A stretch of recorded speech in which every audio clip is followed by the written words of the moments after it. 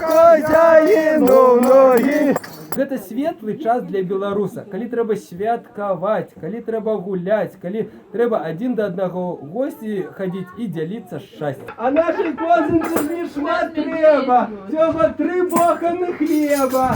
А що можна кусочок сала, щоб наша коза устала? Ой,